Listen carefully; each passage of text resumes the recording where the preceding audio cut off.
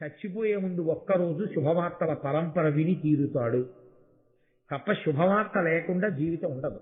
కష్టానికి ఓర్చుకోవాలి తప్ప కష్టాన్ని ఓర్చుకోకుండా శరీరాన్ని పడగొట్టకూడదు. ఎందుకో తెలుసండి, ఒక్కటే కారణం. అలా ఎందుకు చెప్తారండి మీరు నన్ను అడగచ్చు. కష్టం అన్నది ఎందుకు వస్తుంది? ఎవడు అంత కష్టంలో ఉన్నాడో వాడు చూస్తున్నప్పుడు వాడికి ఏమనిపిస్తుంది అంటే ఇంతమంది సుఖపడుతున్నారు, నేను ఒక్కడే కష్టపడుతున్నాను. ఈ కష్టం ఎందుకు వచ్చినట్టంత?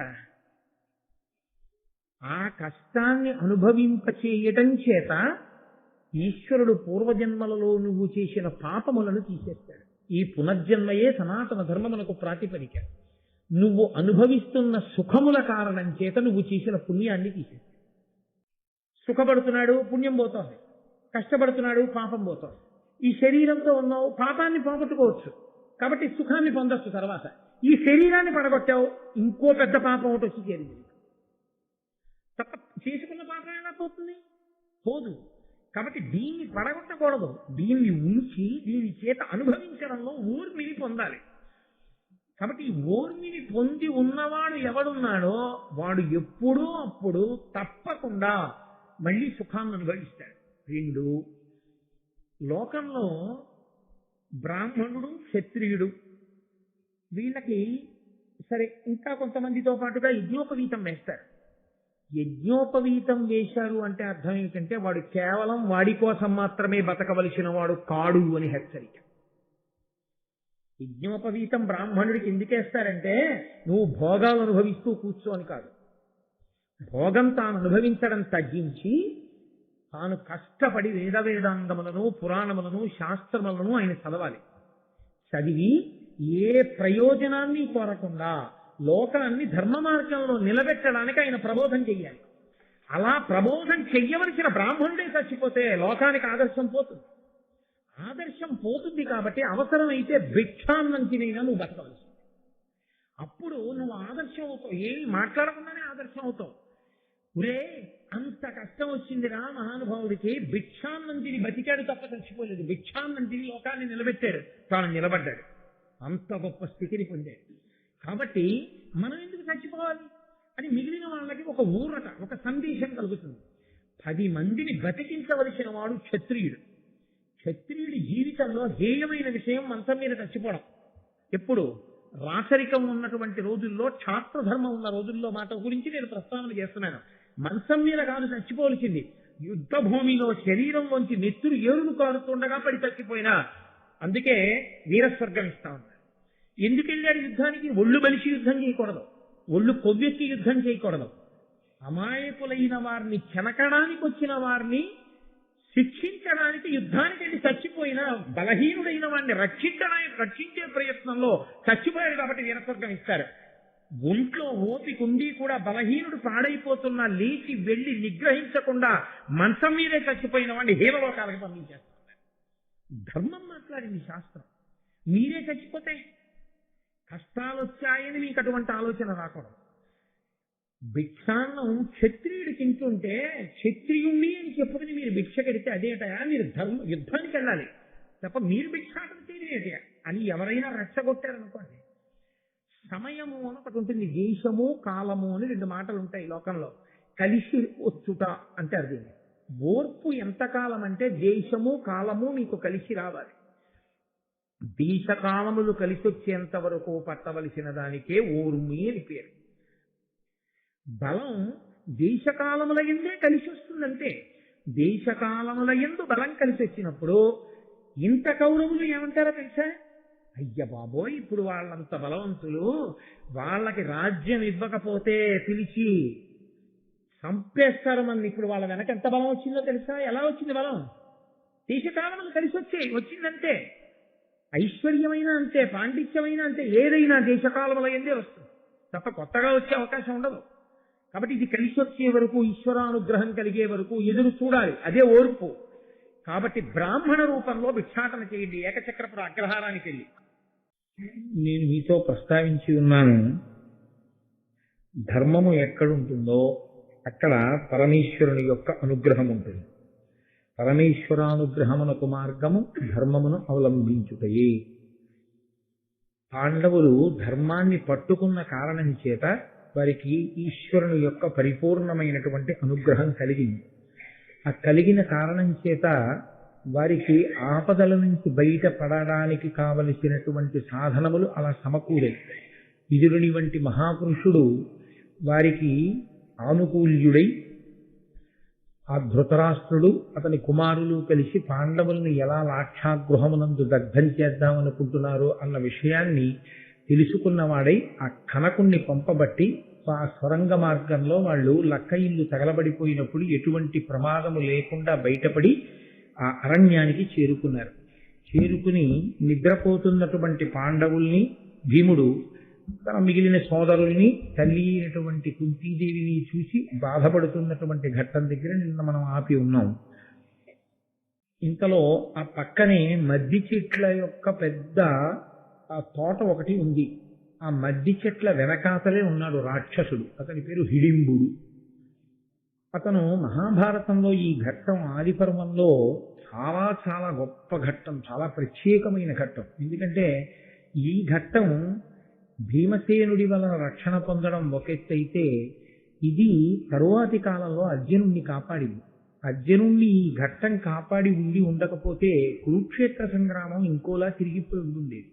అసలు పాండవులకి విజయలక్ష్మి వరించే అవకాశం లేదు.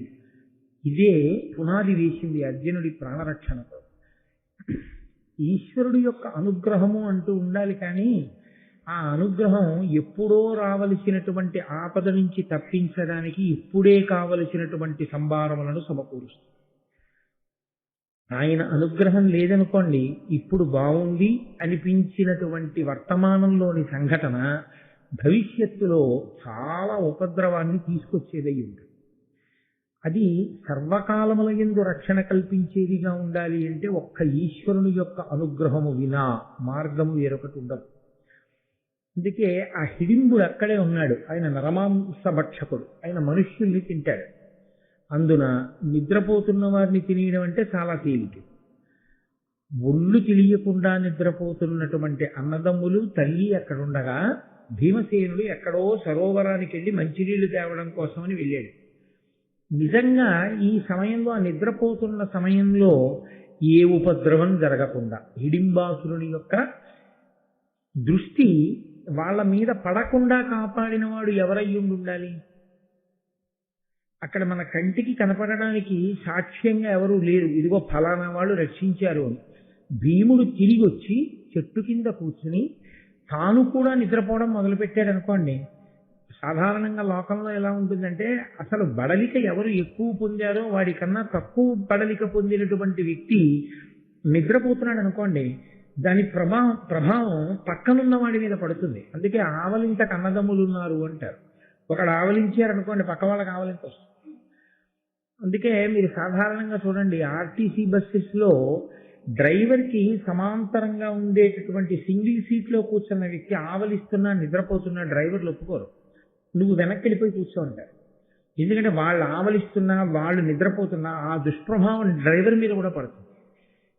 కాబట్టి బడలిక ఎక్కువ ఉన్నవాడు తొందరగా నిద్రపోతాడు. అంతగా బడలిపోయినటువంటి భీమసేనుడు మిగిలినటువంటి అన్నదమ్ములు నిద్రపోతున్నటువంటి విషయాన్ని చూసి ఆయన కూడా నిద్రపోయాడు అనుకోండి, అప్పుడు మరీ ఉపద్రవం రావాలి. కానీ భీముడికి నిద్ర రాకుండా చేసి ఏదో కష్టాలు జ్ఞాపకానికి వచ్చి అతను అలా చెట్టు కింద కూర్చుని అన్నదమ్ముల్ని తల్లిని చూసేటట్లు అంతసేపటి వరకు, అతను సరోవరానికి వెళ్లి తిరిగి వచ్చేంత వరకు హిడింబాసురుని యొక్క మనస్సు, ఆయన యొక్క దృష్టి ఈ పాండవుల మీద పడకుండా ఉండేటట్టు ఎవరు కాపు కాశి ఉండి ఉంటారు? ఈశ్వరుడు వినా ఇంకొకడు లేడు. ఈశ్వరుడు ఎందుకు అలా ఆనుకూల్యతా సిద్ధిని అక్కడ కల్పించాలి? ఒక్కటే కారణం, వాళ్ళు ధర్మాన్ని పట్టుకొని ఉన్నారు. ధర్మము అన్న మాటని చాలా జాగ్రత్తగా అర్థం చేసుకోవాలి. ధర్మము నేను తరచూ మనవి చేస్తుంటాను, ధ్రియతేవా జనైరితి ధర్మం. ఈశ్వరుడు ఈ పిండాండాన్ని సృష్టించినప్పుడే బ్రహ్మాండమునందు భోగస్థానములను సృష్టించాడు. ఇక్కడ కన్నిచ్చాడు, బయట చూడడానికి కొన్ని అందాలు ఇచ్చాడు, ఓ జలపాతం, పూల తోట, ఇలాంటివన్నీ. ఇక్కడ చెవి ఇచ్చాడు, బయట శబ్దములను ఇచ్చాడు. ఇక్కడ చర్మాన్ని ఇచ్చాడు, బ్రహ్మాండం నుంచి స్పర్శ సుఖాన్ని ఇచ్చాడు. ఇక్కడ నాలుకనిచ్చాడు, బయట రుచులు పెట్టాడు. ఇవి పెట్టింది నువ్వు అనుభవించవద్దు అని కాదు. అలా అయితే ఈశ్వరుడు ఒక రకమైనటువంటి పైశాచికత్వం ఉన్నటువంటి వాడు అవుతాడు. మనం ప్రలోభపడేవి, మనం ఇష్టపడేవి మన కన్నుల ఎదుట ఉంచి వీటిని నువ్వు అనుభవించవద్దు అన్నాడు అనుకోండి, అది పైశాచికత్వం. ఈశ్వరుడు అలా ఎప్పుడూ చెప్పలేదు. ధర్మము అన్న మాటకు అర్థం ఏంటంటే బ్రహ్మాండములోని సుఖములను ఈ పిండాండము పొందడానికి ఆయన ఒక నియతి ఏర్పాటు చేశాడు, ఒక కట్టుబాటు ఏర్పాటు చేశాడు. నువ్వు ఇలా అనుభవించు, నేనేమీ అనను. ఈ కంటితో చూడు, ఈశ్వర ప్రసాదంగా చూడు. నాలుకతో తిను, సాత్వికమైన పదార్థాన్ని తీసుకుని ఈశ్వరార్పణం చేసి ఒకరికి పెట్టి తిను. చెవితో మధురమైన శబ్దములను విను, భగవత్ సంబంధమైన విషయములను విను తప్ప పనికి మాలినవన్నీ చెవులతో వినవద్దు. దేనికి మనం పాడవుతామో అవి వద్దని, ఏవి ఎంత అనుభవించాలో అంత అనుభవించమని ఈశ్వరుడు చేసిన శాసనములకే ధర్మమని పేరు. యథార్థములకు ధర్మం తప్పాడంటే అర్థం ఏంటండి? ఎలా పట్టుకోవాలో అలా పట్టుకోలేదు. అలా పట్టుకుని ఉంటే దానివలన పాపము రాదు. పాపమే ఈశ్వరునకు జీవునకు మధ్య ప్రతిబంధక స్వరూపము. పాపం ఏం చేస్తుందంటే ఈశ్వరానుగ్రహం మన మీద పడనివ్వదు. ఈశ్వరానుగ్రహాన్ని పడనకుండా మధ్యలోకి అడ్డు వచ్చేటటువంటి పాపము దేని కొరకు చేస్తాడు అంటే లౌల్యము చేత. ఏమవుతుంది లేని మనసు చెప్పిన మాట విని చెయ్యకూడని రీతిలో, అనుభవించకూడని రీతిలో బ్రహ్మాండమునందున్న సుఖములను తాము అనుభవిస్తాడు. ఈశ్వరుడికి పెట్టకుండా, నివేదన చెయ్యకుండా తాను తినేయడం దొంగ బుద్ధి. యజమానికి తెలియకుండా సేవకుడు అనుభవించకూడదు. ఈశ్వరుడికి సంబంధించినవన్నీ. కాబట్టి ఈశ్వరుడికి చెప్పి తినడం దొరతనం, ఈశ్వరుడికి చెప్పకుండా తినడం దొంగతనం. అంటే ఇది నేను పుస్తకం పెట్టుకుని ఉపన్యాసం చెప్పడానికే ఇక్కడ పెట్టబడింది. కానీ ఇది ఎంతవరకు ఉపయోగించుకోవాలి? నేను ఈ వేదిక మీద కూర్చుని ఉపన్యాసం చెప్పేటప్పుడు నా పుస్తకాన్ని పెట్టుకోవడానికి మాత్రమే ఉపకరణముగా నేను స్వీకరించవలసి ఉంటుంది. నా ఉపన్యాసాలన్నీ అయిపోయిన తర్వాత ఆదిపర్వం పూర్తి చేసేసి ఇది నేను పుస్తకం పెట్టుకోవడానికే తయారు చేశారు కాబట్టి నేను ఇంట్లో కూడా పుస్తకాలు ఎట్టుకుంటుంటాను, నేను పట్టుకెళ్ళిపోతానని దీన్ని నేను పట్టుకెళ్ళకూడదు. ఇది దేవాలయం సొత్తు, దీన్ని వదిలేయాలి. ఏది ఎక్కడ వరకో అక్కడ వరకు. నేను ఒక కారులో వచ్చాననుకోండి, కారు అక్కడ ఉంచేస్తాను కానీ ఓ కారా నన్ను ఇక్కడి దాకా తీసుకొచ్చావు, చిన్న బుచ్చుకుని అలా ఉండడం అంటే నువ్వు లోపలికి రా అని ఇక్కడికి తీసుకొస్తానా? తీసుకురాం. ఏది ఎక్కడి వరకో అక్కడ వరకు మీరు ఒక నియతి చేసుకున్నప్పుడు మించి ఈశ్వరుడు ఒక నియతి చేశాడు బ్రహ్మాండ పిండాండ సమన్వయంలో. ఆ నియతిని పాటించి అనుభవిస్తే ఆయన ఎంతో సంతోషం. షహబాష్, నేను ఎలా చెప్పానో అలా అనుభవిస్తున్నాడు కాబట్టి ఇతనికి నేను అభ్యున్నతిని ఇస్తాను, ఇంకా సుఖాన్ని ఇస్తాను. సుఖం అనుభవించడానికి ఏది ఉండాలండి? శరీరం ఉండాలి. శరీరం ఉండడమే బతికి ఉండడం. కాబట్టి బ్రతికి ఉంచేటట్టు చూసేవాడు, సుఖములను అనుభవించడానికి యోగ్యమైన స్థితిని ఇచ్చేవాడు ఈశ్వరుడే. ఆ ఈశ్వరుడు దేనికి ఇస్తాడు అంటే పక్షపాత బుద్ధితో కాదు, పట్టుకున్న ధర్మాన్ని అనుసరించి ఇస్తాడు. కాబట్టి ఇప్పుడు హిడింబాసురుని నుండి రక్షణ చేస్తున్నవాడెవరు? ఈశ్వరుడే. కనబడ్డాడా అండి? అక్కడ కనపడక్కర్లేదు. ఆయన అంతటా ఉంటాడు, ఎప్పుడూ ఉంటాడు, ఉండి రక్షణ చేస్తుంటాడు. ఇప్పుడు భీముడు వచ్చి చెట్టు కింద కూర్చుని పరివేదన పొంది నిద్రపోకుండా కూర్చున్నప్పుడు, ఇందులో మళ్ళీ చిత్రం ఏమిటో తెలుసా అండి? శరీరము పొందినటువంటి బడలిక చేత సుఖమనేటటువంటి లక్షణాన్ని ఊహించకుండా నిద్రకు ఉపక్రమిస్తాం. మీరు లోకంలో చూడండి, బాగా బడలిపోయిన వాడికి మంచి పడకక్కర్లేదు, నిద్రపోతాడు. ఎంత బడలిపోయినా నిద్ర ఎప్పుడు రాదో తెలుసండి? మనస్సు ఎందు ఆందోళన ఉంటుంది.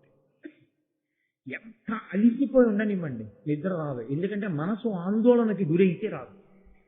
భీముడి మనసు ఆందోళనకి గురి అయి ఉండకపోతే ఏమో ఆ చెట్టుకే వీపు అంచి నిద్రపోయేవాడు. ఆయన మనసులో ఆందోళన కలిగేటట్టు చేసినవాడు కూడా ఈశ్వరుడే. దానివలన ఆయనకి నిద్ర రాలేదు. ఆ నిద్ర రాకపోవడమే రక్షించింది పాండవులు. ఏమండి, నిద్రలో పాండవులు ఎత్తికెళ్తే చంపలేరా? అది వేరు మాట. కుంతీదేవిని పట్టుకెళ్ళిపోతే రాక్షసుడు ఎంతసేపు చంపాలన్నా ఒక ఆడదాన్ని, అది పెద్ద విశేషమా?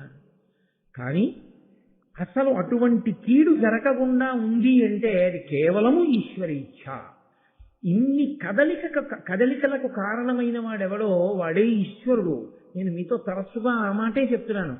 ఎక్కడెక్కడ కదలికలు ఆనుకూల్యతా సిద్ధిని పొందినా, ఎక్కడెక్కడ కదలికలు ప్రతికూలతని సిద్ధింపచేసి ఆపదని తెచ్చినా అది పరదేవత యొక్క నిర్ణయము చేతనే.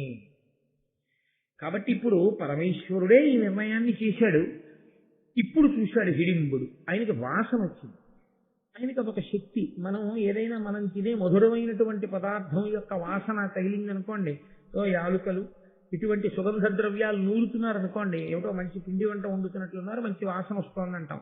ఏలాలవంగ ఘనసార సుగంధితి ఘం దివ్యం వియచ్చరితి హేమ ఘటేషు పూర్ణం అన్నట్టు. ఆయనకి ఇష్టమైంది ఏమిటి? ఆయన తినడానికి ఇష్టపడేది నరమాంసం. కాబట్టి నరులు ఎక్కడైనా ఉంటే ఆయనకి దాని వాసన తగులుతుంది.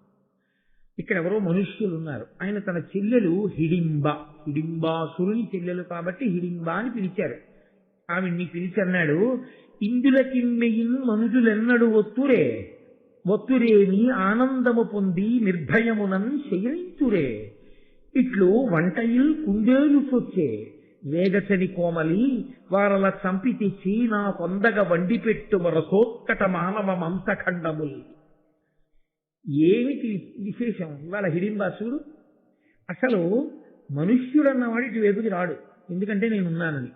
ఒకవేళ వచ్చాడనుకో, అయ్య బాబోయ్ చెయ్యికి వచ్చారని తొందరగా పారిపోతాడు.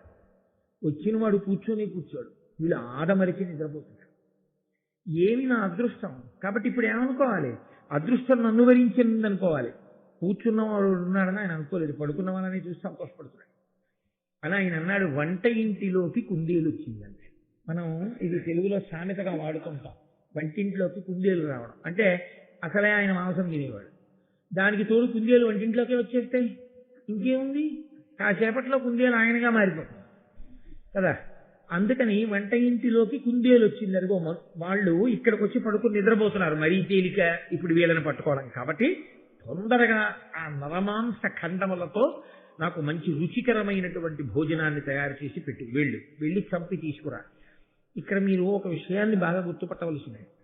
హిడింబకి అంతకు ముందు నరుల్ని చంపడం, వండడం, తీసుకొచ్చి అన్నయ్యకి పెట్టడం అలవాటు లేకపోతే అంత తేలికగా వెళ్ళి వాళ్ళని చంపేసి వండి తెచ్చిపెట్టు అన్నాడు కదా.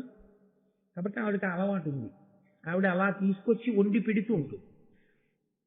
కానీ ఆవిడ కూడా అన్నయ్య గారు తనకి ఏ కార్యాన్ని నిర్దేశించాడో దాన్ని తీర్చడం కోసమే ముందు బయలుదేరింది. కాబట్టి అన్నయ్య కింద చెల్లెలుగా అన్నయ్య మాటని శిరోధార్యంగా భావించి వచ్చి ఆవిడ చెట్టు చాటున నిలబడి చూసింది. పడుకున్న వాళ్ళు సరే నలుగురు పడుకున్నారు, తల్లి కుంతీదేవి పడుకుంది, చెట్టు కింద కూర్చునున్నాడు ఒక ఆయన. ఈవిడ దృష్టి ఆయన నిలబడింది, ఆయన్ని చూసింది. వనజాతాయత నేత్రు ఉన్నత బృహద్వక్షస్థలున్ సింహ సంహనను పాండవ సింహమున్ హృదయ జన్మాకారు ఉజ్జన్మహాశనికల్పస్థిరబాహు చూచుచు మనోజాతాగ్ని సంజాత వేదనయై రాక్షసి కామరూపధర్మత్య స్త్రీ స్వరూపంబుతో. భీముని యొక్క బాహ్య స్వరూపాన్ని చెప్తున్నారు. ఆయన పద్మముల వంటి కందులు కలిగినటువంటి వాడు, విశాలమైనటువంటి వక్షస్థలం ఉన్నవాడు, సింహము యొక్క నడుము ఎలా ఉంటుందో అటువంటి సన్నని నడుమున్నవాడు. ఆయన మన్మధుని యొక్క స్వరూపం ఎంత అందంగా ఉంటుందో అంత అందమైనటువంటి రూపం ఉన్నవాడు. వజ్రాయుధం ఎంత గట్టిగా ఉంటుందో అంత గట్టి భుజములు కలిగినటువంటి వాడు. అటువంటి వాణ్ణి చూడగానే హిడింబ యొక్క మనస్సు మీద మన్మథబాణం పడి నేను రాక్షస స్త్రీ వేషంలో వెడితే నన్ను ఆదరించడు అని కామరూపి కనుక తన రూపాన్ని మార్చుకుని మర్త్య స్త్రీ స్వరూపంబుతో మనుష్యకాంత యొక్క రూపాన్ని పొంది చాలా అందగత్తెగా భీముని ముందు నిలబడి రమణి నిజభ్రాతృనియోగము కలపక అప్పుడు భీము కదిసే పతి స్నేహమా కామినులకు బలవంతము తెర నెయ్యములు వేయు తత్సదృశములే. అన్నయ్య గారు అద్భుతమైనటువంటి మాట ఒకటి వేశారు ఇక్కడ. ఆయన అన్నారు, రమణి నిజ భ్రాతృ నియోగము తలపక అప్పుడు భీము కదిసి. అన్నయ్య దేనికి పంపించాడో ఆ పని నెరవేరుద్దామనే బయలుదేరినటువంటి హిడింబ భీముణ్ణి చూడగానే అన్నయ్యని, అన్నయ్య చెప్పిన పనిని కూడా మానసికంగా వదిలేసి ఇప్పుడు ఆమె భీముని పక్షాన చేరిపోయింది. ఇందువలన నన్నయ్య గారు అద్భుతమైన మాట ఒకటి చెప్తున్నారు. పతి స్నేహమ కామినులకు బలవంతము. భర్తని ప్రేమించడం అనేటటువంటిది ఆడవారికి ఉండేటటువంటి సహజమైన లక్షణం. దాని ముందు 1000 స్నేహములు కూడా. స్నేహము అన్న మాటని మీరు కొంచెం జాగ్రత్తగా అర్థం చేసుకోవాల్సి ఉంటుంది. స్నేహము అంటే ఏమిటో తెలుసా అండి? బాగా అర్థం కావాలి అంటే నేను దాన్ని చెప్పాలంటే బీయింగ్ స్టికీ అంటే అంటి పెట్టుకుని ఉండుట. అంటి పెట్టుకుని ఉంటే స్నేహం అంటారు. ఎప్పుడూ మనసులో ఆయన గురించి ఏదో ఆలోచిస్తూ ఉంటే, నా మిత్రుడు చాలా మంచివాడని నేను ఎవరో నా స్నేహితుడి గురించి ఆలోచిస్తున్నాను అనుకోండి, నేను ఆయనని అంటి పెట్టుకుని ఉన్నాను అని గుర్తు. ఈ అంటి పెట్టుకోవడం అన్నదానికే ఊడిపోవడం అన్న లక్షణం కూడా ఉంది. అంటుకున్నది ఏదో అది ఊడిపోతూ ఉంటుంది కూడా. చాలా అంటుకుంటాయి, ఒకటంటుకోదు. జీవితంలో అంటుకునేవి ఒక్కటే అంటుకోవాలని లేదు, చాలా అంటుకుంటాయి. అందులో ఈయన నా స్నేహితుడు అంటాను, ఆయన నా స్నేహితుడు అంటాను, ఆయన నా స్నేహితుడు అంటాను. బోల్డంతమంది స్నేహితులు అంటే ఇంతమంది నన్ను అంటుకున్నారు. తమ్ముడు అంటుకున్నాడు, అన్నయ్య అంటుకున్నాడు, ఇవన్నీ అంటుకున్నాయి అనుబంధములుగా. ఇవన్నిటికన్నా పెద్దదైపోతుంది ఒక అంటుకోవడం. ఎవరాయనంటే భర్త అన్న ఆ స్నేహభావం అది అంటుకోగానే ఆడది దీన్ని అంటిపెట్టుకుని ఉండడం కోసం మిగిలిన వాటిని విడిచిపెట్టేస్తున్నది. అందుకు నెలకి 3 వానల్లో ఒక వాన కురిపించమని చెప్పారు. పతివ్రత అయిన స్త్రీ కారణంగా ఒక వాన కురియాలి అని చెప్పారు. ఎందుకో తెలుసా అండి? పుట్టింది ఒక చోట, తల్లిదండ్రుల మీద ప్రేమ ఉండదా? ఉంటుంది. ఆ తోడబుట్టిన వాళ్ళ మీద ప్రేమ ఉండదా? ఉంటుంది. తను పుట్టి పెరిగిన ప్రదేశం మీద ప్రేమ ఉండదా? ఉంటుంది. తన చుట్టూ ఉన్నటువంటి స్నేహితులు, ఆ వాతావరణం, దీని మీద ప్రేమ ఉండదా? ఉంటుంది. భర్త ఎప్పుడు వచ్చాడు జీవితంలోకి? ఒక 15 రోజుల క్రితం వచ్చాడు. తాళి కట్టిన తర్వాత 15 రోజుల క్రితం వచ్చాడు తప్ప నిజానికి అతనికి సంబంధించినటువంటి గుణగణములు ఏమీ ఆమెకి తెలియదు. ఈమె గురించి ఆయనకి తెలియదు. ఇవన్నీ ఎప్పటి నుంచో అంటుకున్నాయి. తాను పుట్టినప్పుడే ముందు పుట్టేసిన వాళ్ళు అంటుకున్నారు, తాను పుట్టిన తరువాత పుట్టిన వాళ్ళు అంటుకున్నారు, తాను పుట్టి పెరుగుతున్నప్పుడు సమాజంలో చాలా మంది అంటుకున్నారు. అంటే స్నేహాలు అయ్యాయి. ఇన్ని వదిలేసింది. ఏదంటుకున్నందుకు?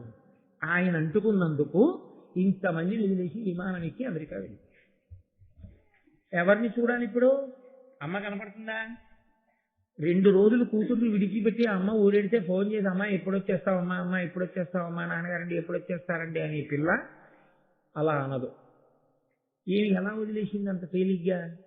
తండ్రిని ఎలా వదిలేసింది, తల్లిని ఎలా వదిలేసింది, తోబుట్టువుల్ని ఎలా వదిలేసింది, ఉన్న ఊరిని ఎలా వదిలేసింది, స్నేహితుల్ని ఎలా వదిలేసింది. ఒక్కటి పెద్దదంటుకుంటే మిగిలినవన్నీ వదిలిపెడుతుంది. ఇది ధార్మికత, ధర్మము. భార్య, ఆమె ధర్మపత్ని, ఆమె ఎందు ధార్మికత ఉన్నది అన్న మాటకు అర్థం ఏమిటో తెలుసా అండి? ఆయనకు భార్యగా స్నేహం ఉంది తప్ప ఇక ఆ స్థానంలోకి ఇంకోళ్ళు రారు. అన్నయ్య స్థానంలోకి చాలా మంది వస్తారు. తోడబుట్టిన వాడే అయి ఉండక్కర్లేదు, మీరు మా అన్నయ్య గారు లాంటి వారండి అంటారు అని అన్నయ్య గారని పిలుస్తారు. అన్నయ్య గారిని పిలిచిన తర్వాత అన్నయ్య లాంటి వాడే. తమ్ముడు గారు అంటారు, తమ్ముడు గారు లాంటి వారే. మా తండ్రి గారు లాంటి వారు అంటారు, బాబాయ్ గారు అంటారు, పెదనాన్నగారు అంటారు. మీరు మామయ్య గారు లాంటి వారిని మామయ్య గారు అంటారు. కానీ ఒక్క స్థానంలో మాత్రం ఆ స్థానంలో ఒక్కడే ఉంటాడు, భర్త ఒక్కడే. ఆ స్థానం యొక్క గొప్పతనం అంతే. ఆ అంటుకోవడం అదే పెద్ద అంటుకోవడం. ఆయన పక్కన ఉండనివ్వండి, దూరంగా ఉండనివ్వండి, ఎక్కడున్నా నేను ఆయన సొత్తు, ఆయనకు చెందినదానని ఆ భావన ముందు మిగిలిన భావాలు వదిలిపెట్టేస్తుందంటే అది సహజంగా ఆడపిల్ల యందు ఉన్నది. అది ఉన్నది కాబట్టే ధర్మం నిలబడింది ఈ దేశం. అందుకే భోగకాంతగా స్వీకరించరు, ధర్మపత్నిగా స్వీకరిస్తారు. అంటే మీరు ఈ నన్నయ్య గారు చెప్తున్న ఈ పద్యంలో ఒక అపురూపమైన విషయాన్ని ఆయన ప్రవేశపెట్టారు. మనకి ఇప్పటి వరకు ఏం తెలుసంటే హిడింబాసురుని చెల్లెలు అంటే హిడింబ చాలా పెద్ద రాక్షసి, ఆమె నరమాంసం తింటుంది, అన్నయ్యకి నరమాంసం పెడుతుంది, ఆమె భీముణ్ణి పాండవుల్ని చంపి తీసుకెళ్ళడానికి వచ్చింది.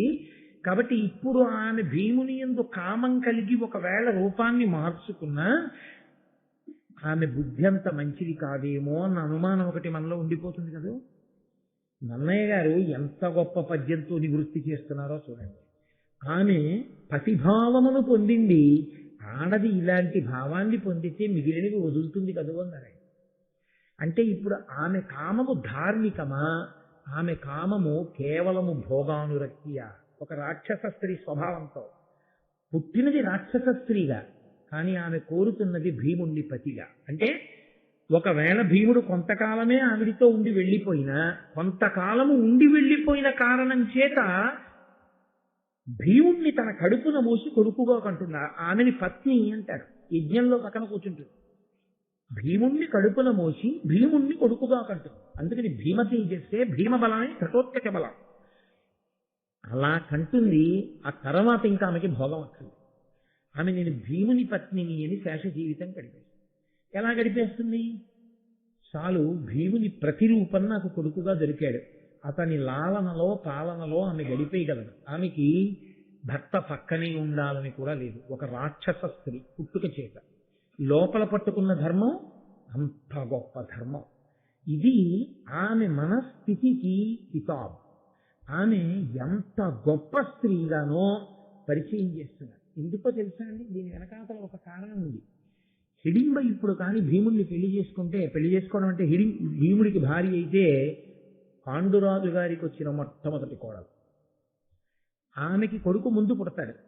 ముందు ఆమెకి కొడుకు పుడతాడు కాబట్టి పాండురాజు యొక్క కుమారులైన పాండవులలో మొట్టమొదటి మనవడు కుంతీదేవికి హిడింబ వల్లే పుడతాడు.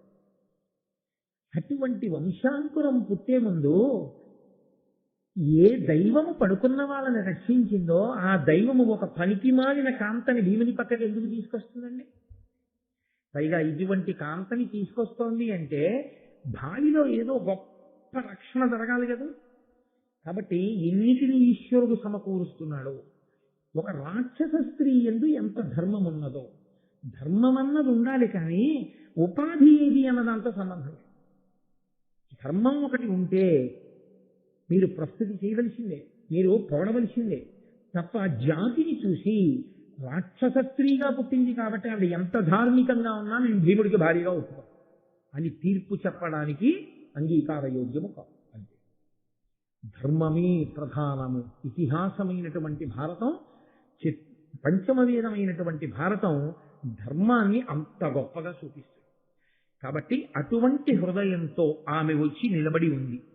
ఇప్పుడు ఆమె భీముడికి సమీపంగా వెళ్ళింది. వెళ్ళి భీముడితో అంది, పతివైన నిన్ను చేకొని మా ఎన్న ఎగ్గు చెయ్యక కాసును, మరి నీవా పతివి గుణాకర ఈ జన్మమున మహాస్నేహమునన్. ఎంత పెద్ద మాట వేసిందో చూడండి. నువ్వు నాకు పతివైతే, భర్తవైతే నిన్ను మా అన్నయ్య చంపేది. మిగిలిన వాళ్ళ సంగతి అలా అవసరం. నిన్ను చంపడం ఎందుకని అంటే నా బావగాడు చెల్లెలు మొగుడు, అందుకని వదిలేస్తాడు. నా పసుపు కుంకాలు తుడిచేడుగా అన్నయ్య అయ్యుండి, అందుకని నీ జోలికి రాడు. నువ్వు మరి నీవ పతివి గుణాకరా ఈ జన్మమున మహాస్నేహమునని, ఈ జన్మకంతటికి నువ్వే నా పతివి. రాక్షస స్త్రీల లక్షణం ఎలా ఉంటుందంటే, ఒకరిని భర్తగా స్వీకరించి ఆయన శరీరం పడిపోయినా సరే వాళ్ళకి అందంగా కనపడితే ఇంకో పురుషుడి దగ్గరికి వెళ్తారు. రామాయణంలో శర్పణకని చూడలా మీరు? రాముడి దగ్గరికి వెళ్ళవా? కానీ ఈమంటోంది, నేను అటువంటి దాని కాను, నేను గుణాకర గుణములకు సముద్రము వంటి వాడా, నేను నిన్ను చూశాను, మన ఇద్దరి మధ్య స్నేహం ఆ జన్మ. నేను ఈ జన్మ ఉన్నంత వరకు, జన్మ అంటే ఈ శరీరం, ఈ శరీరము పుట్టింది, మళ్ళీ ఈ జన్మ పోయిందన్న ఎప్పుడు? ఈ శరీరం పడిపోయినప్పుడు. ఈ శరీరం ఉన్నంత కాలము ఈ శరీరము నీకే భార్య తప్ప వేరొకరికి భార్యను నేను కాను, నీకే భార్యని. అంతే. నువ్వు పక్కనే ఉంచుకుంటావో దూరంగా ఉంచుతావో ఏం చేసినా సరే ఇక ఈ జన్మకి నేను నీకు భార్యని. అంటే ఆమె రాక్షస స్త్రీ, ఆమె ఎంత ధర్మం మాట్లాడిందండి, ఎంత గొప్ప ధర్మాన్ని ఆవిష్కరించింది అని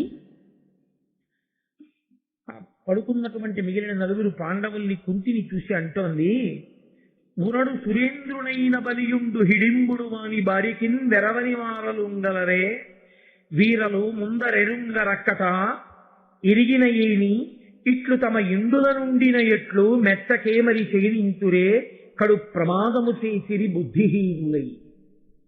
ఇంకో వాళ్ళ ఇంట్లో ఉన్నట్టు పడుకున్నారు.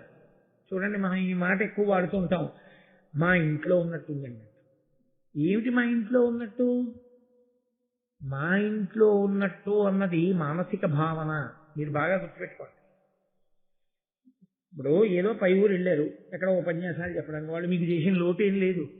శుభ్రంగా ఏసీ రూమ్ ఒకటి ఇచ్చారు, శుభ్రంగా అయ్యా అర్చన చేసుకుంటారా అన్నారు, కొబ్బరికాయలు ఇచ్చారు, పువ్వులు ఇచ్చారు, అభిషేకం చేసుకుంటారా అన్నారు, ఆవు పాలు తీసుకొచ్చారు, పూజ అయ్యాక చెప్పండి గుళ్ళోకి తీసుకెడతా ఉన్నారు, సాయంకాలం ఉపన్యాసం చెప్పండి అన్నారు. ఏం చెప్తే అదే విన్నారు. ముప్పొద్దులా మీకు ఏం కావాలో అది వండి చక్కగా వంట బ్రాహ్మణ్ణి పెట్టి మీకు అన్ని వండించి పెట్టారు. ఓ 10 రోజులు ఉపన్యాసాలు చెప్పాక అబ్బాయి ఇంటికి వెళ్తే బాగుంటుంది అంటాం. ఏమి ఎందుకు? ఇంట్లో ఏసీ ఉందా, ఇంట్లో ఇలా వంట బ్రాహ్మణులు ఉన్నారా, ఏమి ఎందుకు ఇంటికి వెళ్ళిపోవడం? నా భావన, నాది అంతే. కరెంటు లేకపోతే పేరాబోయేది, ఉత్తరీయం గుడ్డల మీద వేసుకుని సిరికర్రకి విసురుకుంటూ పడుకుంటే చాలు, నిద్రపడు. నాదన్న భావన ఎందు సౌఖ్యము. వీళ్ళు నా ఇల్లు అన్నట్టు పడుకున్నారు అడవిలో. ఇది హిడింబాసురుడి ఇల్లు, ఆయన ఉండే స్థానం. ఏమిటో ఇంత ఆదమరిచి నిద్రపోతున్నారు.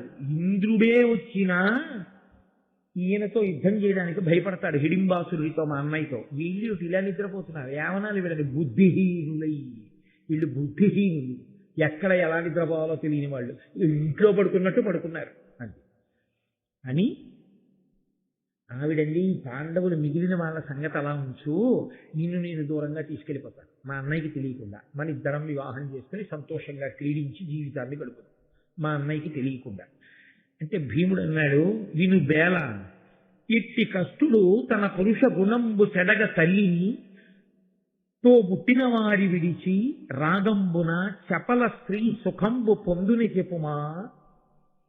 భీముడు నిజానికి హిడింబ యొక్క హృదయంలో ఉన్న ఔన్నత్యాన్ని అర్థం చేసుకోవడంలో పొరపాటు. ఆయన అన్నాడు, చపల అని కదన్నాడు, చాంచల్యమైనటువంటి మనసున్నదానా, ఇప్పుడు నీకు నా యందు అనురక్తమయ్యావు కాబట్టి నీవు నాతో కలిసి వచ్చేస్తానంటున్నావు. రేపొద్దున్న నీకు నీ అన్నయ్య మీద అనుబంధం ఏర్పడుతుంది. నేను పడుకున్నప్పుడెప్పుడో నన్ను కోసి తీసుకెళ్ళి మీ అన్నయ్యకి పెడతావు. నువ్వు చపల స్త్రీ, నీ మనసు ఎప్పుడూ ఒకలా ఉండదు. పైగా బేల అంటే సరి అయిన నిర్ణయం చేసుకోలేక ఎప్పటికీ ఇది చూస్తే అలా ప్రవర్తించేటటువంటి స్థితి ఉన్నదానా. ఇట్టి కష్టుడు తన పురుష గుణంబు చెడగా, పురుషుడైన వాడు తన గుణం నశించిపోయేటట్టుగా తల్లిని, తోబుట్టువులను, తోడపుట్టిన వాళ్ళని, తల్లిని అలా విడిచిపెట్టేసేసి వాళ్ళు నిద్రపోతుంటే ఎవరో ఒక చపల చిత్త అయిన స్త్రీ దొరికింది కదా అని ఆమెతో కలిసి వెళ్ళిపోతాడా? నా తమ్ముళ్ళు, నా అన్నగారు, నా తల్లి ఏమైపోయినా పర్వాలేదా? ఏమిటి మాట్లాడుతున్నావు నువ్వు? ఇలా మాట్లాడచ్చా అని. క్లచ్చరనొక్క రక్కసుడు కాడు, సురాసురులెల్లనొక్కటై వచ్చిన నీవు చూడక అమార్య బలోన్నతి చేసి వారలన్ రచ్చి వధింతుగాక, ఇటు వచ్చి శ్రమం పడియున్న ఇచ్చటన్ మెచ్చగు వీధిదైన సుఖనిద్రకు భంగము చెయ్యునేత్తునే. మీ అన్నయ్య వస్తే ఏదో ఇంద్రుణ్ణి ఇది చేసేస్తాడు, ఎటువంటి వారినైనా పరాక్రమంలో పడగొట్టగలడంటున్నావు కదా. నేను నీతో ఒక మాట చెప్తున్నాను చూడు. క్రచ్చరనొక్క రక్కసుడు కాడు, సురాసురులెల్లనొక్కటై వచ్చిన నీవ చూడగా అవార్య బలోన్నతి చేసి వాళ్ళలను రచ్చి వధింతుగాక. సురాసురులందరూ కలిపి కట్టుకుని యుద్ధానికి వచ్చినా సరే నేను ఒక్కడినే చంపేస్తాను. మీ అన్నయ్య ఎంత? ఇటు వచ్చి శ్రమం పడి ఉన్న ఇచ్చటం మెచ్చగు వీరిదైన సుఖనిద్రకు భంగము చేయలేస్తునే. చంపడం కూడా ఎలా చంపుతానో తెలుసా? ఈ పడుకున్న వాళ్ళకి నిద్రకి భంగపాటు రాకూడదు, చప్పుడవకుండా చంపేస్తాను. సురాసురులందరూ వచ్చినా సరే. నిజంగానండి, ఇందులో ఆశ్చర్యం ఏమిటో తెలుసా? ఈ విజ్ఞత, ఈ గొప్పతనం లేదని మీరు అనుకోకూడదు. ఇక్కడ హిడింబాసురుణ్ణి వధించే ముందు అలాగే ప్రవర్తించాడు ఆయన. సరే, పాండవులు లేచారు, వేరే విషయం. ఒకానొక సమయంలో అసలు యుద్ధం చేసేటప్పుడు అని కూడా గట్టిగా అనకూడదు, అలా చంపాలి. అటువంటి స్థితి వచ్చింది. అందులో సామాన్యుని కాదు, కీచకుణ్ణి. ఏ మాత్రం చప్పుడైనా ఎవరైనా లేచారంటే గుట్టు రట్టయిపోతుంది. మళ్ళీ 12 ఏళ్ళు అరణ్యవాసం, సంవత్సరం అజ్ఞాతవాసం. అలాగే చంపేశాడు కీచకుడు. ఆయన నోటితో అన్నదేమీ డాంబికం కాదు, అదేమీ ప్రలాపం కాదు. ఆయన నిజంగా అటువంటి సమర్థుడు. భీముడు ఎంత గట్టిగా మాట్లాడేస్తున్న వాళ్ళ కనపడతాడో అంత దూరాలోచన కలిగినటువంటి వాడు, మహానుభావుడు భీమసేనుడు. ఇవన్నీ ఈశ్వరాంశలు కనుక శ్రమపడి ఇక్కడ నిద్రపోతున్న వాళ్ళకి నిద్రకి భంగపాటు కలగకుండా, వాళ్ళకి ఏ ఇబ్బంది రాకుండా చంపేస్తాను మీ అన్నయ్య వస్తే. కాబట్టి నువ్వేం బెంగ పెట్టుకోకు, మీ అన్నయ్య వచ్చి నన్ను ఏదో చేసేస్తాడని. ఈలోగా చాలా ఆలస్యం అయిపోయింది. ఈవిడొచ్చి ఈయనతో మాట్లాడుతూ కూర్చుంటే ఆయనకి ఆకలికి ఉండే లక్షణం ఏమిటో తెలుసా? ఇంకా వంట లేదంటే ఏదో పేపర్ చదువుకుంటానో టీవీ పెట్టుకునో కూర్చుంటాడు. అంతా అయిపోయిన తర్వాత వడ్డిస్తానులేండి, కాసేపు మాట్లాడుకుని వడ్డిస్తాను అనుకోండి, సర్రుమంటాడు. బుర్ర ఉందా లేదా? ముందు తిని మాట్లాడుకుందాం, అంతేగానే తర్వాత మాత్రం వడ్డిస్తానంటే ఏంటంటే ఎదురుగుండా వంట సిద్ధం అయిపోయిన తర్వాత పెట్టకపోతే కోపంగా ఉంటుంది. వాళ్ళేమో పడుకుని నిద్రపోతున్నారా, నోరు చచ్చిపోయిందా, దిక్కుమాలిన జంతువుల మాంసాలన్నీ తిని నరమాంసం దొరికిందని ఆయన సంతోషపడిపోతున్నాడా? సంతోషపడిపోతుంటే నువ్వేమో ఎంతకీ వండి తేనే ఉంటుంది, ఆవురు అంటూ వచ్చేసాడు. కాలమేహ ఎలా ఉంటుందో అలా ఉన్నాడు. 8 కోరలు, ఆ వెంట్రుకలు బిరుసు వెంట్రుకలు, ఇంతంత వెంట్రుకలు పైకి లేచి నిలబడి ఉన్నాయి. ఆ వచ్చినటువంటి హిడింబాసురుడు పెద్ద కేకలేస్తూ వచ్చాడు. ఏమీ హిడింబా, నిన్ను తొందరగా తీసుకురామన్నాను వంట, ఏది తీసుకురాకుండా నువ్వు ఆ మనుష్యుడితో స్నేహం చేశావా? మనుష్యులతో కలిసిపోయావా? కలిసిపోయి వాడితో మాట్లాడుతున్నావా? ఉండు, నీ పని పడతాను, వీళ్ళతో పాటు నిన్ను చంపేస్తానన్నాడు. అది రాక్షసత్వం అంటే.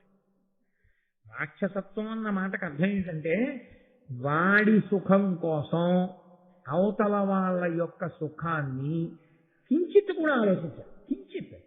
ఇదే కదా సుందరకాండలో సీతమ్మ మాట అంటుంది. రాక్షసత్వము అన్న మాటకి రావణాసురుడి యొక్క అవధిలేనితనం ఏమిటంటే చచ్చిపోతానంటే చచ్చిపోవడానికి కావలసిన కత్తి కూడా విషయం ఇవ్వడు, బతుకుదామంటే తాను కోరుకున్నట్టు బతకడు, రాముడి దగ్గరికి వెళ్ళనివాడు. ఇదే రాక్షసత్వం అంటే. కాబట్టి ఆ హిడింబాసురుని యొక్క ఉద్ధతి ఎటువంటిదంటే ఆయన చెల్లెల్ని కూడా చంపేస్తారు ఇప్పుడు. కాబట్టి ఇప్పుడు ఆమె గబగబా వెళ్ళి ఆ భీమసేనుడి చాటును దాక్కుంది. వచ్చి ఆ చాటును దాక్కుని ఉండగా ఆయన యుద్ధానికి వచ్చాడు. భీముడు అన్నాడు, ఇక్కడ గట్టిగా మన ఇద్దరం యుద్ధం చేసి మళ్ళా యుద్ధం చేసి నేను పొడిచి నువ్వు నన్ను పొడిచి మనం అరిస్తే వీళ్ళు వేస్తారు, బాగుండదు. కాబట్టి దూరంగా పోయి యుద్ధం చేద్దాం. వాడు వింటాడా? వాడు వచ్చి మీనబడ్డాడు. నన్నయ్య గారు అన్నారు, చాలా చిన్న జంతువు ఒకటి దొరికింది అనుకోండి, చాలా చిన్న జంతువు దొరికితే సింహం దాన్ని పట్టుకెళ్ళిపోవలసి వచ్చింది అనుకోండి, అసలే సింహం అది. ఆ సింహం ఏనుగు, దానికి దున్నపోతు దొరికితే కాళ్ళతో తంతు నోట పట్టుకుపోతుంది. అంత బలమైనటువంటి ప్రాణి సింహం అంటే. అటువంటి సింహం ఓ కుందేలు దొరికింది అనుకోండి, మీరు దాన్ని ఆ కుందేలు పట్టుకెళ్ళడం దానికి పెద్ద లెక్క ఏంటి? అలా ఇలా పట్టుకెళ్ళడం, మళ్ళీ దాని డొక్కల దగ్గర నోట కరచి పట్టుకుని గిల అది కొట్టుకోవాలి. కానీ ఇది మాత్రం ఏవి కదలకుండా చక్కగా అలాగే నోట పట్టుకుని పరిగెత్తుకుంటూ వెళ్ళిపోతుంది. అలా ఒక చిన్న ప్రాణిని సింహం తన నోట పట్టుకుని ఎలా తీసుకుని వెళ్ళిపోతుందో అలా భీమసేనుడు ఆ హిడింబాసురుణ్ణి ఒడిసి పట్టి దూరంగా ఈడ్చుకుపోయి అక్కడ అతనితో కలిసి మల్ల యుద్ధం చేస్తున్నాడు. మల్ల యుద్ధం చేసి అతన్ని చంపే ప్రయత్నం చేస్తున్నాడు. ఈ హిడింబ దూరంగా వీళ్ళ దగ్గర నిలబడింది. ఈ పాండవులు ఆ చప్పుడికి లేచారు. కుంతీదేవి కూడా లేచింది.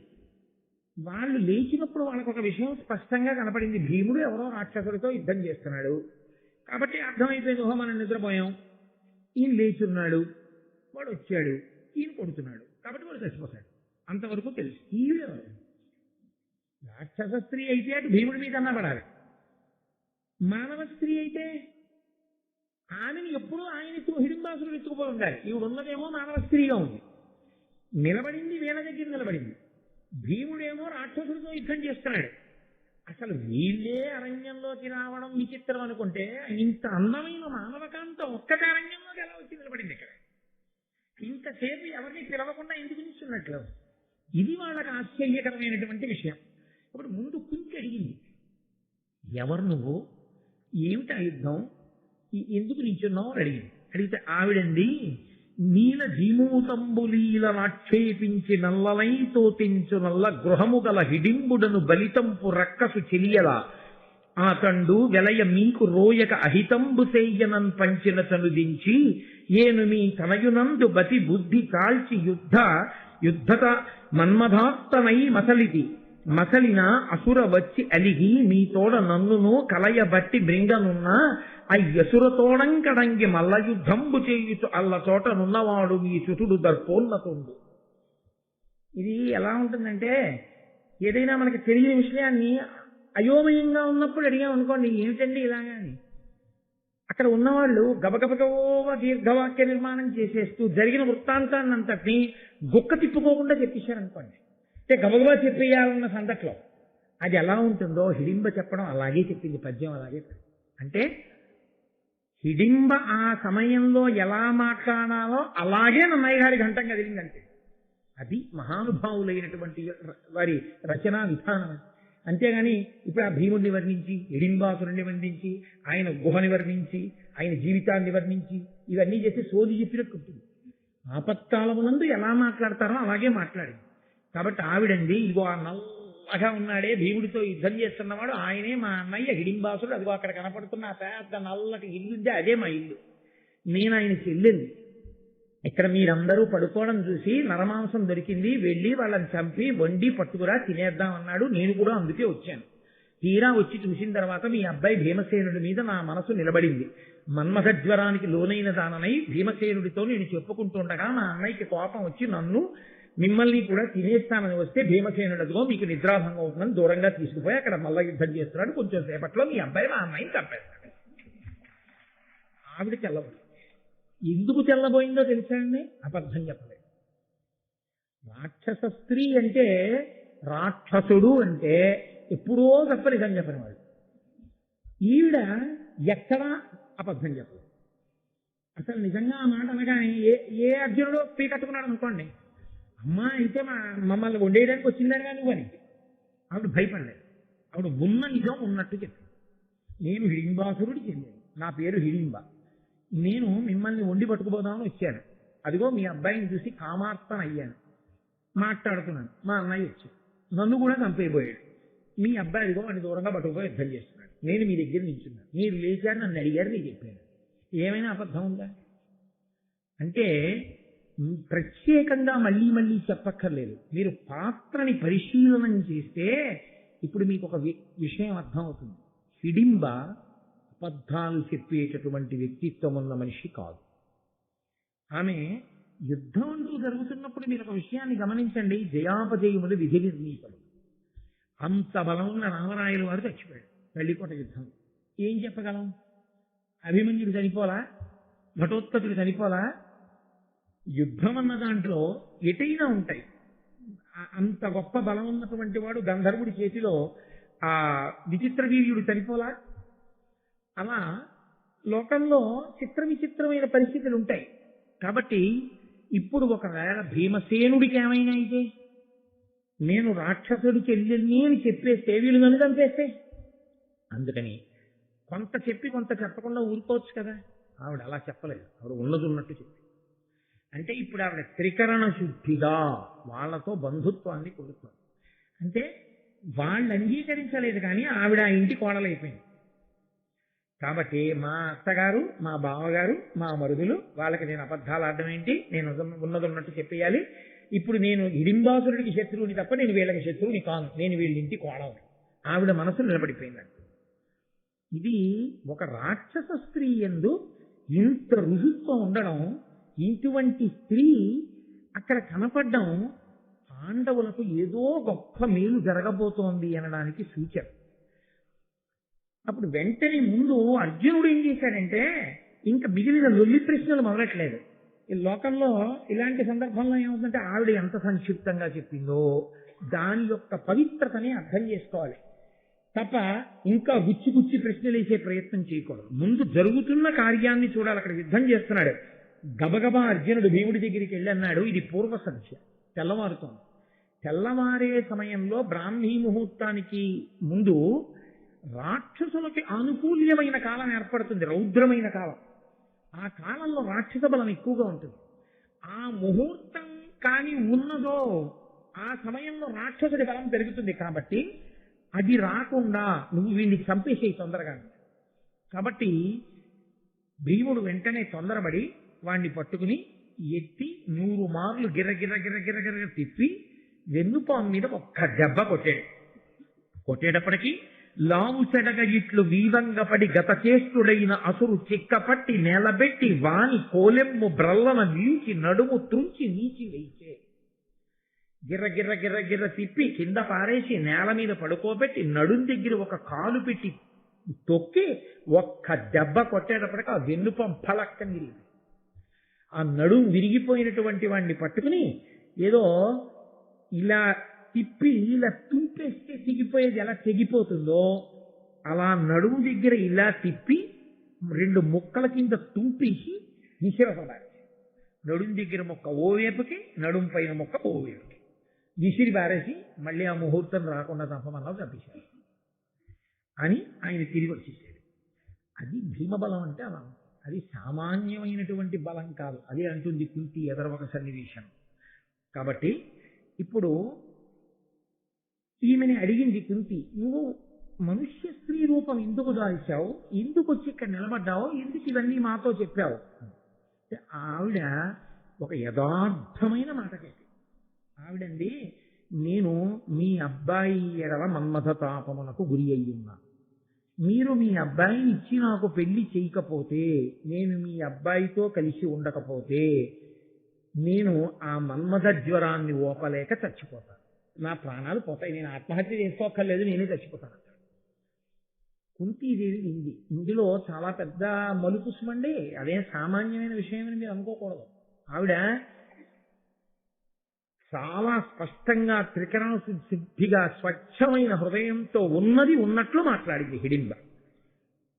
అప్పుడు భీముడు విని అన్నాడు, మీ అన్నయ్య ఎంత టక్కరివాడు చూశాను, వాడికి తోడబుట్టిందని నువ్వు మాయావివే, రాక్షస స్త్రీవి, నీ దిక్కున్న చోటుకెళ్ళి నువ్వు చావు తప్ప నేను పెళ్ళాను అంటే వెంటనే ధర్మరాజు గారే కదండి, అందుకే పాండురాజు గారు కోరి ముందుకన్నాడు ధర్మదేవత అనుగ్రహంతో. ఆయన అన్నాడు, వధకు అర్హుడై వచ్చిన వాణ్ణి చంపి తడియు ధర్మోవ. ఇది చాలా అబల, దీనికి అలుక జనగు ఆత్మరక్షకు అగ్గలంబు ధర్మరక్షయ ఉత్తమ ధార్మికులకు. నైనా భీమ, ఎవరిని చంపేయాలో వాడిని చంపేశావు, బాగుంది, అది ధర్మం. ఈమె అబల, ఈమెని చంపకూడదు. పైగా నీకు ఒకటి చెప్పనా, తనని తాను రక్షించుకోవడం కన్నా శరణాగతి చేసి వచ్చినటువంటి వారిని రక్షించడం, వారి ప్రాణములు నిలబెట్టడం పెద్ద ధర్మం. కాబట్టి ఈమెని నువ్వు చంపకూడదు అంటే ఆవిడండి ఆ కుంతీదేవి, ఆపదైనను ధర్మవ ప్రాపుగా రక్షింపవలయు పరమార్థము ధర్మాపాయమ ధార్మికులకు ఆపద జన్మాంతరమున అనుగతమగుటను. ధర్మరాజు గారు చెప్పేటటువంటి మాటలు ఆ సందర్భానికి అన్వయమయ్యేవి కావు, అప్పటికీ ఆ సందర్భానికే అన్వయమయ్యేవి కావు, ఎప్పటికీ అన్వయమయ్యేవి. ఆయన ఎంత గొప్ప మాట అన్నాడంటే, ఆపదైనను ధర్మువ ప్రాపుగా రక్షింపవలయు. మాయావి ఈమె అని కదా నువ్వు భయపడుతున్నావు, దానివల్ల ఆపద అని కదా. ఆపద వస్తుంది అనుకున్నా మన ధర్మాన్ని మనం నిలబెట్టుకోవాలి. మన ధర్మం నిలబెట్టుకోవడం ముఖ్యమా, ఆపద వస్తుందేమోనని శంకించి ధర్మాన్ని వదిలిపెట్టడం ముఖ్యమా అంటే, ధర్మాన్ని విడిచిపెట్టేశావు అనుకో, వచ్చే జన్మ కూడా నీతో వచ్చేది ఏదైనా ఉంటే ధర్మం ఒకటే. వస్తుందో రాదో అనుకున్న ఆపద ఈ జన్మలో పోతుంది, ధర్మం అంటూ ఉంటే ఆపద పోతుంది. 2, ఆపద అంటూ వచ్చినా ఈ జన్మలో వస్తుంది, ఈ జన్మలో పోతుంది. ధర్మము వచ్చే జన్మకి కూడా నీతో పెట్టుబడిగా వస్తుంది. కాబట్టి ధర్మాన్ని మాత్రం ఎప్పుడూ విడిచిపెట్టకూడదు. ఏదో ఆపద వస్తుంది అందుకని నేను ఈ అబలని రక్షించను, ఈమెను దూరంగా పొమ్మంటానేంటి, తప్పు. నువ్వు అలా అనకూడదు. అంటే ఆమె అండి ఆ హిడింబ, నన్ను మీరు సామాన్య స్త్రీ అనుకుంటున్నారు, నేను మిమ్మల్ని అందరినీ అరణ్యంలో మోసి వహించి తీసుకెళ్తాను, నాకు బలం ఉంది. రెండు, ఇక్కడికి కొద్ది దూరంలో శాలిహోత్రుడు అనబడేటటువంటి ఒక ముని యొక్క ఆశ్రమం ఉంది. ఆయన చాలా గొప్ప తపస్వి. ఆయన తన తపోబలం చేత ఒక చెట్టుని ఒక సరోవరాన్ని నిర్మించాడు. ఆ సరోవరంలో నీళ్లు ఎవరు తాగుతారో వారికి ఆకలి దప్పికలు ఉండవు. ఆ చెట్టు కింద ఎవరు పడుకుంటారో వాళ్ళకి చలి కానీ గాలి కానీ ఎండ కానీ వాన కానీ ఉండవు. 4 నుంచి రక్షణ పొందుతారు. ఎందుకని అంటే అవి రెండు ఆయన యొక్క తపస్సు చేత సృజింపబడినవి. అందుచేత వాటికి ఆ దివ్యశక్తి ఉంది. మీరు కొంతసేపటి తర్వాత శాలిహోత్రుని ఆశ్రమానికి వెడతారు, ఆయనతో మాట్లాడతారు, ఆ సరోవరంలో నీళ్లు తాగుతారు, ఆ చెట్టు కింద కాలక్షేపం చేస్తారు. మీరు అలా కొన్నాళ్ళు ఉన్న తర్వాత మీ దగ్గరికి వేదవ్యాస భగవానుడు వస్తారు. వచ్చి మీరు తరువాత చెయ్యవలసినటువంటి పనిని మీకు చెప్తాడు. నేను పుట్టుక చేత రాక్షస స్త్రీని కానీ నాకు భూత భవిష్యత్ వర్తమాన కాలం తెలుసు, ఇవి జరుగుతాయి. కాబట్టి నన్ను నమ్మండి, నాకు దివ్యత్వం ఉంది. నన్ను నమ్మి నన్ను మీ కుటుంబంలో సభ్యురాలిగా స్వీకరించండి. నేను పరమ భక్తితో మిమ్మల్ని అందరినీ మోస్తాను. నా ప్రాణం నిలబడాలంటే నన్ను భీమసేనుడితో మాత్రం భార్యగా కలపండి. అంటే కుంతీదేవండి, ధర్మరాజు గారు చెప్పిన మాట నేను చెప్పిన మాట నువ్వు వినాలిగా. తండ్రి లేనప్పుడు తండ్రితో సమానం ధర్మరాజు, ధర్మం తెలుసున్నవాడు. నేనా కన్న తల్లిని, నీ ఇద్దరం చెప్పిన మాట వినాలి. ఇది పరమసాక్షి. దీనిని మది నుండుగా తలుపవలదు. మానుగా పుత్రాభ్యుదయమగు పాండుహితముగా ఇది కార్యంబని పరిగ్రహింపుము నిమ్మి. నాయన, ఇది పరమసాక్షి. ఈ అమ్మాయి చాలా సాధ్వీమని, మంచిదిగా కనపడుతోంది. కాబట్టి నువ్వు అనుమానించకూడదు. ఈమెకి నీ వలన కుమారుడు జన్మించే పర్యంతము ఈమెతో కలిసి ఉంది. రాత్రులందు మా వద్ద ఉండు, ఎందుకంటే భీమసేనుడు ఉంటే ఆపదలు గట్టెక్కుతాయి. రాత్రులందు మా వద్ద ఉండు. తెల్లవారగానే హిడింబతో కలిసి నువ్వు విహారం చేయి కావలసిన ప్రదేశాలు. రాత్రి మాత్రం కొడుకుని తీసుకొచ్చి అప్పచెప్పేసి. ఇలా ఎంతకాలము నువ్వు హిడింబతో కలిసి ఉండాలంటే పుత్రోదయం అయ్యే వరకు ఉండాలి. పాండురాజు గారి మొట్టమొదటి మనవడు నీ కొడుకు రూపంలోనే వస్తాడు. కాబట్టి పుత్రోదయం అయ్యే వరకు కలిసి ఉండండి ఇద్దరు అంది. ఆవిడ కూడా ఏమంది, ఈ జన్మకు పతివి నువ్వు తప్ప ఈ జన్మాంతరము నీతోనే నేను ఉండాలని అనలేదు. కొడుకు పుడితే ఆ కొడుకుని చూసుకుని కేవలం భీమునికి భర్తగా బతికేస్తున్నట్టు. ఇక ఆమె జీవితంలో పరపురుష స్పర్శ ఉండదు. అదే ఆమె సాధ్వీత్వం. కాబట్టి ఆమె అంగీకరించింది కుంతీదేవి. సరే, అన్నగారు తల్లి చెప్పింది కాబట్టి భీమసేనుడు ఆ వచ్చినటువంటి హిడింబతో కలిసి పగటిపూట ఆ నదీ తీరముల యందు అరణ్యముల యందు పూదోటల యందు విహారం చేస్తుండేవాడు. చీకటి పడే వాటికి పాండవుల వద్దకు వస్తుండేవాడు.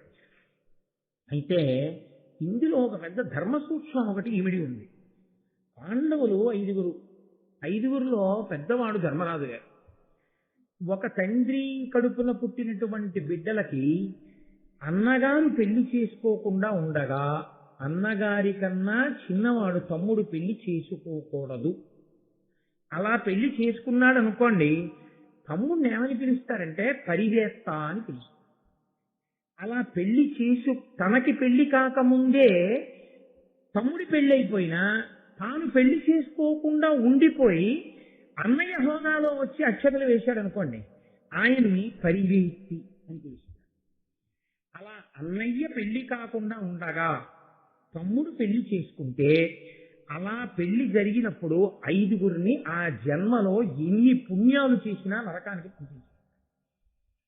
ఎవరెవరిని అంటే పెళ్లి చేసుకోకుండా తానుండగా తమ్ముడికి పెళ్ళవుతుంటే అంగీకరించిన అన్నగారిని, అన్నగారికి పెళ్లి అవ్వకుండా ఉండగా పెళ్లి చేసుకున్న తమ్ముణ్ణి, ఆ తమ్ముడికి పిల్లనిచ్చినటువంటి కన్యాదాతని, ఆ తమ్ముణ్ణి పెళ్లి చేసుకున్న పిల్లని, ఆ పిల్లకి ఈ పిల్లాడికి పెళ్లి చేయించిన పురోహితుడు. అది బ్రహ్మస్థానం కదండి. మరి బ్రహ్మస్థానం న్యాయం చెప్పద్దు. కాబట్టి 5గురిని నరకానికి పంపించమన్నారు. వాళ్ళు ఏ పుణ్యం చేయనివ్వండి, ఏ పాపం చేయనివ్వండి, ఇంకా దాన్ని లెక్కలోకి తీసుకోరు. వాళ్ళు వెళ్ళిపోవలసిందే నరకానికి. మినహాయింపు ఒక్కటి ఇచ్చారు. ఎప్పుడు అన్న బతికుండగా తమ్ముడు పెళ్లి చేసుకోవచ్చు.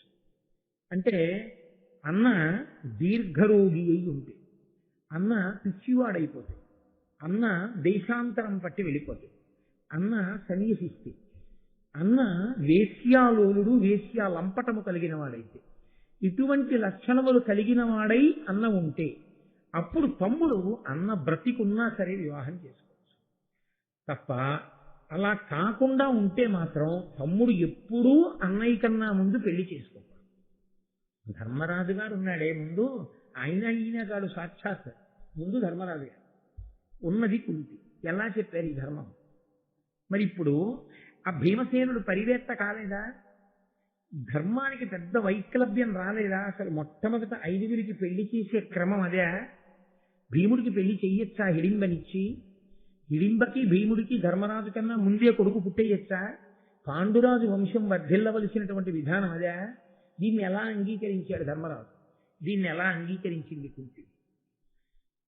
కేవలం ఏదో రాక్షసుడు, ఒక ఘటోత్కచుడో ఎవరో పుడతాడో, ఆయన ఎప్పుడో పనికొస్తాడో అని అనుకున్నారు అనుకోండి. పనికొస్తాడన్న స్వార్థానికైనా ధర్మాన్ని విడిచిపెట్టడం దోషమేగా.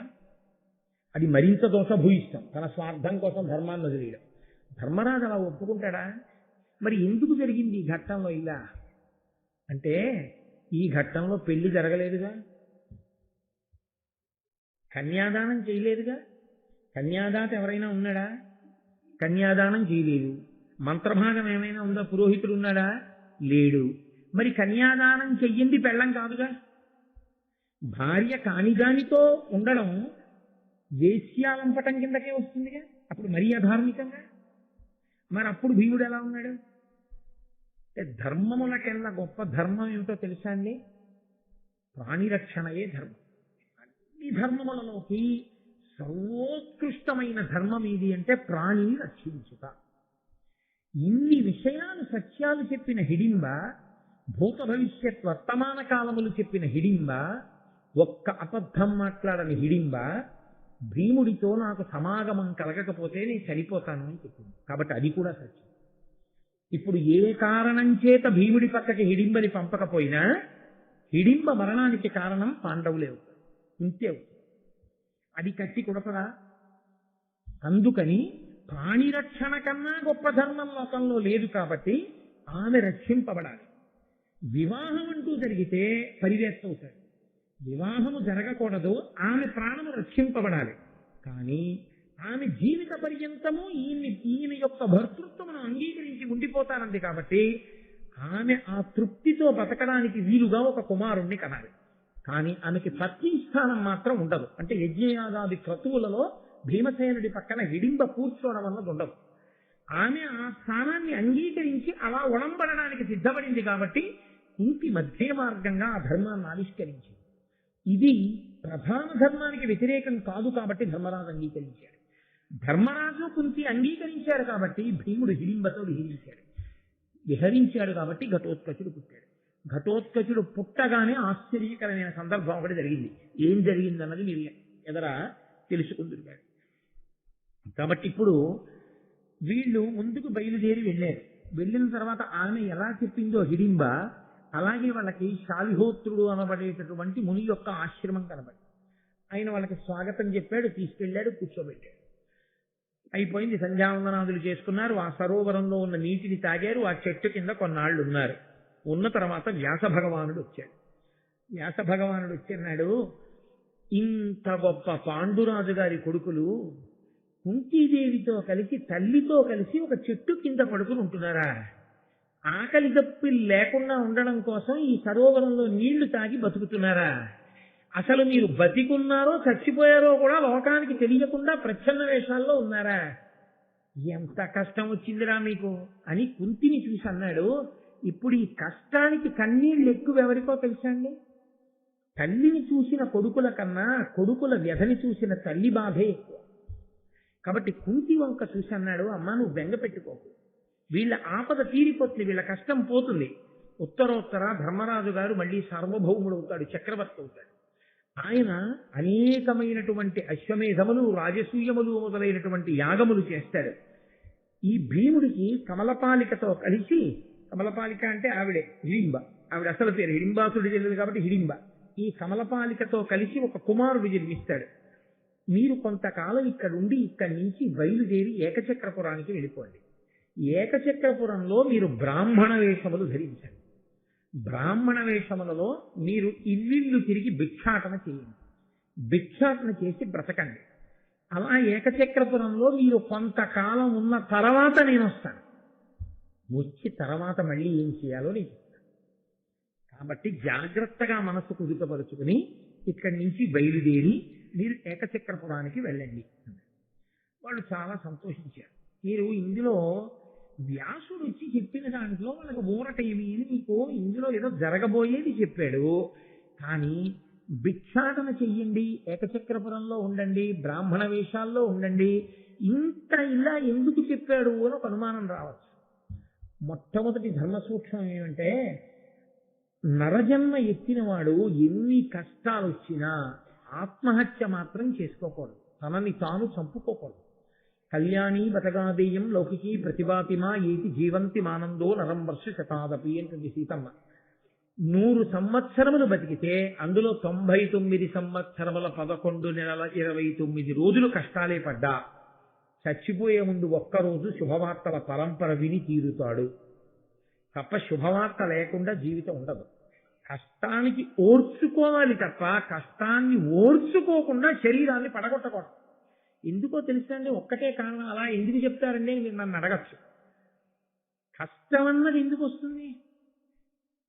ఎవడు అంత కష్టంలో ఉన్నాడో వాడు చూస్తున్నప్పుడు వాడికి ఏమనిపిస్తుంది అంటే, ఇంతమంది సుఖపడుతున్నారు, నేను ఒక్కడనే కష్టపడుతున్నాను. ఈ కష్టం ఎందుకు వచ్చినట్టంత? ఆ కష్టాన్ని అనుభవింపచేయటం చేత ఈశ్వరుడు పూర్వజన్మలలో నువ్వు చేసిన పాపములను తీసేస్తాడు. ఈ పునర్జన్మయే సనాతన ధర్మమునకు ప్రాతిపదిక.